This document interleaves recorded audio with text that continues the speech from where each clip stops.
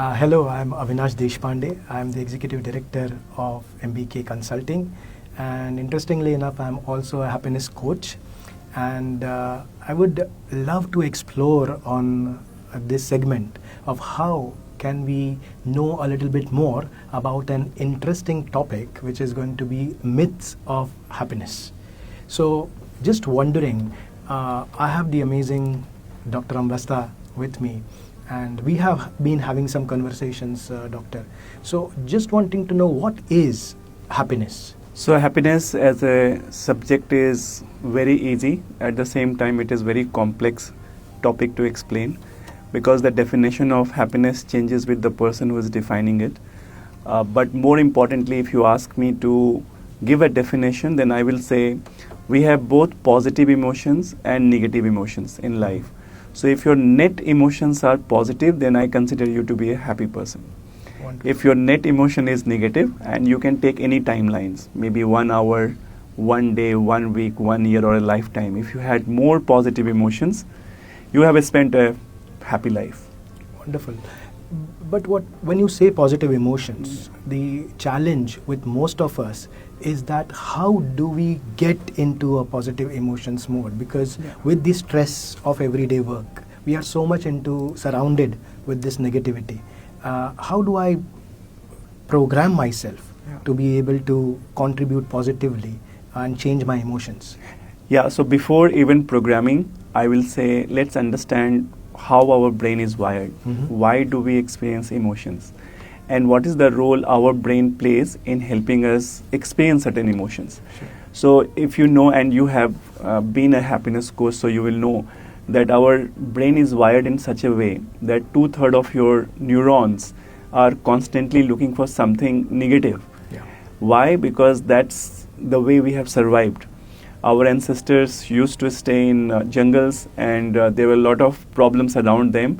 So if you didn't have a brain which allows you to see the problems, see the dangers, you would not take action, and you will be someone who will be extinct. Like we have, even dinosaurs have got extinct because they didn't have the capability to understand what is the danger around them. Right. So God has built us in a way in which we attract negativity, right? I was reading this research which said that if somebody has humiliated you in your life, you remember it for at least 20 years. Wow. But if somebody has praised you, you will forget in 20 minutes. Oh. That's how our mind works. Like now in this context, if you are wired to be someone who is negative, and then the content you are consuming is also negative, then obviously the default setting for you to experience negative emotions. Absolutely. So if there is a situation which comes in, the automatic response is anxiety, stress, worry, rather than optimism, hope, and enthusiasm. So that's how I will say the way we are wired. This is great. I remember Gallup has done a study which says that 85% of the employees who are employed are either unfulfilled or unsatisfied, and given a chance, they would do something differently. And you have been doing a lot of work in the field of corporate happiness. Yeah. Just wondering that what is it that is required at a corporate level, at an organization level, to change these statistics? If we can bring that 85% down to 50%, 40%, how can we do that, and what is required? So the first thing I will talk about is organization should not try to make people happy. It sounds very contrary to what you asked me, but I feel that nobody can make you happy if you have decided to be unhappy. So first of all, we need to tell people that your happiness is in your hand. If you are trying to be happy by somebody doing something to you, it's a response. It's not coming from your own soul, right? So first of all, we need to understand that your happiness is in your mind. It's not about the situation or people who make you happy or unhappy. It's about how you react to those people and situations which allows you to experience positive or negative emotions. Something which can make me happy can be something which is very unhappy for you. Situation is same, but the way we interpret it has made it very different from each other. So I think that's first realization people should have, organizations should have. But having said that, organizations have the responsibility to create right environment. Organizations have the responsibility to help people understand what their natural talents and wirings are, provide them with the right job, and give them an environment where people come happily to do what they love doing. I think this is the shortest answer I will give you, what to be done from a corporate perspective. This is so amazing, Dr. Ambasta. And I think we are, as MBK, we are also trying to put in a well-being management office in organizations around Qatar. And as a part of that, one of the things that we are implementing is the WOW concept. Yeah. And you have been a promoter. In fact, you have been the founder of the WOW concept. Yeah. If you can just give the audience a little bit insight into what is WOW and how can I bring that WOW in my life? Yeah, absolutely. See, if you ask a normal person on the street what makes them happy, they will say money makes me happy, certain power makes me happy, or achievement of something makes me happy, right? But when I look at happiness, it's about several things adding to your positive emotions. Now, what are those things? Apart from, let alone be money is on one side, because we all know that the more you earn, the more you want to earn. So there is no end, right? Correct. So it's like running on a treadmill. You are running, you are tired, you have sweat, but you are not reaching anywhere. So that's the analogy I give from a money perspective. But then we have many other things, like if you have mission and purpose in life, every day you get up in the morning to do something what you believe in, and you know that it is making a change in somebody else's life, you have your positive emotions coming from there. Then you have a sense of relationships. Imagine you have all the money of the world, but you don't have anybody with whom you can share that happiness. It's of no use, right? So then relationship comes another tap which can bring happiness to you. I also talk about achievements in terms of human being were born to create something positive. Wow. So if you're not pursuing something which you create on a day-to-day basis, you will not be happy. Correct. Just on the other side, if you're creating something which you feel is helping you learn and grow, that's another tap you have from where you can, get your happiness. And finally, we also talk about being in present. That Yes. how do you look at time? Do you experience gratitude? Do you experience mindfulness, savoring these emotions in present? Do you have optimism and positivity in future? And do you have nice memories and forgiveness in past? If you use this on a day-to-day basis, you will suddenly see that there are a lot of taps which has opened for you. Wow. And it is far more deeper and stable rather than what money gives you. And finally, I will also talk about a very important aspect, which is taking care of your health. Yes. If you're not healthy, you can't be happy for a long term, because a healthy body and a healthy mind is very important for you to create an environment where your mind can give you signals that even if it is a challenge, in fact, you should put in your challenging situations which create stress for you, but it should be positive stress. Because once you start overcoming that stress, the aha moment will be much higher. So what we have done is we have created all these elements in a what we call Wheel of Wonderful Life, which is WOW Life. And we are telling people that don't be dependent on your organization, don't be dependent on your managers, don't be dependent on anybody. Take care of these elements in your hand and you will see a change in your mind. This is so amazing, and I'm so amazed, and I am a prodigy. I have gone through it myself. Yeah. And one of the important aspects of what you mentioned here is also knowing your strengths. Yeah. And what you have founded is an amazing talents strengths assessment, Yeah. which gives a person a perspective on their top 28 strengths. And I have gone through it, and it was life transformational for me. So for me, I know that speaker, convincer, disruptor, owner, coach, these are my top strengths. Yeah. And when I'm available with those strengths, it's like a toolkit Yeah. for me. wherever I go, I demonstrate, I exhibit those strengths, and people around me really benefit a lot. Yeah. And that makes me more charismatic, that makes me more of a giver. It really creates value for both of us. How can each and every one of us live that thriving life where they are able to contribute a lot of value to other people? Because this, if is something that everybody understands, this society, the nation, the world will be a better place to live in. Yeah. And what more do you want as a founder of somebody like Strengths and Talents Plus, isn't it? Yeah, absolutely. And I can see your speaker in full flow here because when you speak, it doesn't look like you are not a professional radio host. So that's where talent comes into picture. And most importantly, you will feel very happy when you're doing this. So why this should be restricted to only you and me? Correct. It has to be with everyone.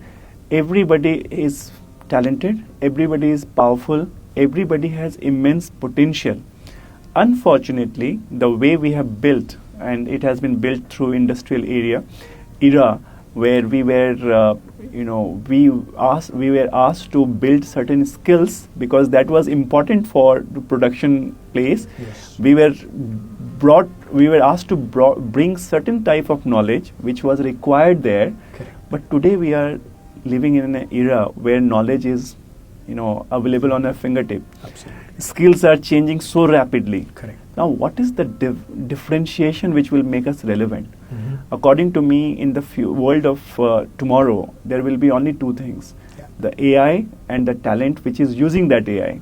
100%. So, unless and until you know what you are wired with, what is your inherent talent, you will become irrelevant. Absolutely. And for me, ensuring that everybody understands their core natural wiring, and more importantly, apart from knowing that, using that for whatever goals they set, doing it very happily is the ultimate goal. Amazing. You will be amazed to know that life transformation stories of people who suddenly realized that how much potential they had, but they never explored that, and they lived a life which was unfulfilling. I am reminded of a person who has 35 years of experience in HR. He is a CHRO, and after going through this program, he had tears in his eyes, and he said, "Only if I knew this 35 years back, Wow. I would have contributed a lot in my life." Amazing. And comments like this makes me extremely proud and extremely responsible to take it to the entire world. And when we have people like you coming in this movement, I think you can see that not only the productivity, happiness and performance will increase, but we will be creating a thriving country, thriving community and thriving families, which will be very, very important for everybody who is living here. Absolutely, and thank you so much. I'm honored and humbled by your statements here. But speaking of families, talking about relationships, I was watching a Netflix documentary called The Blue Zone, and it talked about the 10 different aspects, what makes certain parts of the world to have the longest longevity. Centennials living, for example, in Japan. the island of Okinawa in Japan. They have the longest living people there. And one of the important aspects is their relationships, their communities that they thrive in. Knowing your strengths in relationships, how does it change something for you? How does it impact your relationships to make it more thriving, more successful? Again, first of all, I will tell you why relationships are breaking right now. Please. One is people are too much into screen. They don't have real conversations the way you and I are having. Right. Thankfully, we don't have a screen around us, and that's why we are enjoying it so much. Correct. So, first of all, the depth of conversations have gone down. The second point is people are reacting on the behaviors rather than understanding what is leading to those behaviors. So once you understand why a person behaved in a particular manner, you look at it and from a very different perspective. I'll give you an example which will help you understand how this helps in relationship. So I'm a eternally optimistic person, and I always believe that whatever ideas I have are brilliant ideas. So obviously, as an optimistic person, I will go and share this with people. And I have my colleague in my office where I used to work 10 years back, and I used to go and tell him my fabulous idea, and he used to say, "But that's not a great idea." I will say, "Why you are saying this?" So he said, "But where is the data? Do you have any proof to tell me?" And I used to feel very, very bad about it, because I'm like, I have a new idea, and here is the guy who is bursting my bubble and telling me it's not a great idea. So I used to not like that, and my relationship with him was not very great. And even he used to think that what type of person Ashish is, that every morning he comes with an idea without giving a due thought of whether it will work or not. And then we met a coach, and we spoke about, and then he said a very beautiful thing, that Ashish, instead of avoiding that person, if you have a new idea, go to him and ask him to ask as many questions he can ask you, because once he's completed his questionnaire, that means you are ready for the world. And then I realized, so if I have to get a great idea, he's my best partner. And then the same coach told to this person, you are a logical person, you enjoy finding where the proofs are. If you don't have people like Ashish coming and telling you, how will you use your logical brain? So instead of discouraging him or asking question in a way in which he feels that this is something you are questioning me, encourage him to come up with more ideas. And I can tell you that we are the best friend for last 10 years. Amazing. And I think this is how you can see the change in any relationships. Absolutely. I will also talk one more thing about relationship with your spouse. Lot of people, I can tell you one more thing, that if you are not happy in your marriage, it has a lot of impact on your life as a person. For sure. And the reason why people are not in marriage, a lot of people, is because they are not able to understand why the person is behaving in a particular manner. Oh.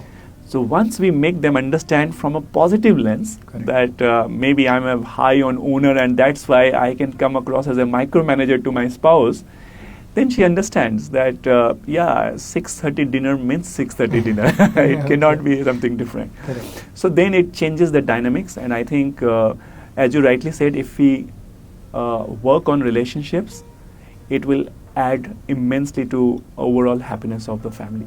Absolutely. And speaking of relationships, there's one more relationship that we have, and that's with our country. Yeah. And we being expats, I've been working here for the past 17 years. And there is a different relationship with the country as Qatar. Yeah. And as a part of the Vision 2030, one of the important aspects of this vision is to develop the human capital. Yeah. Now, knowing what you know, how can we contribute towards creating a nation which is working towards a talent-based economy? If I were to ask you about your vision of how can you convert a nation into something which can add value from their talents, from their strengths, what would that vision look like? See, when I think about talent-based country, talent-based economy, it's not about a tool or a product. It's about a mindset. Wow. It's a mindset change from leaders' perspective. It's a mindset change from family's perspective. It's a mindset change from your school's perspective. Amazing. What happens is everybody gets a new language and everybody talks in the similar language. So what happens if you know that this person brings this particular talent? Two things will happen. One is you will get the person to do the job which he or she is built for, and second is the person will enjoy it a lot. Imagine a happier employee coming to workplace knowing fully what he or she brings on table and an opportunity to do that every day. Amazing. It's like a dream come true. Absolutely. Just convert it and feel like an employee who doesn't like his job and still he or she has to bring herself to the workplace. What productivity and performance we are talking about? Absolutely. I think it's, I don't need any research to tell you that the first set of people will give you amazing result. And this is where one example which I always quote, that when WhatsApp was bought by Meta, approximately they gave them around 17 billion or so. They had only 52 people on the team. Correct. These 52 people created a value of 17 to 19 billion dollars because they were all passionate people doing what they love doing, and for them creating something wonderful was something which they lived day in and day out. Wow. Just imagine if 52 people can do 90 billion, if we are a country and everybody is doing what they love doing, I think the value is unimaginable. Absolutely. And I think with a country of 3.5 million people, this is a dream which can come through immediately. Yeah. Right? Finding out those right people who can work together, Yeah. create economies and translate this into something supernatural. It would be a great dream to see Yeah. in our lives. And I really look forward to doing this. I really enjoyed this conversation because what you bring to the table is transformational. Yeah. Not only for an individual, not only for an organization, Yeah. not only for a set of organizations, but for a nation as a whole. And I really thank you for bringing this perspective.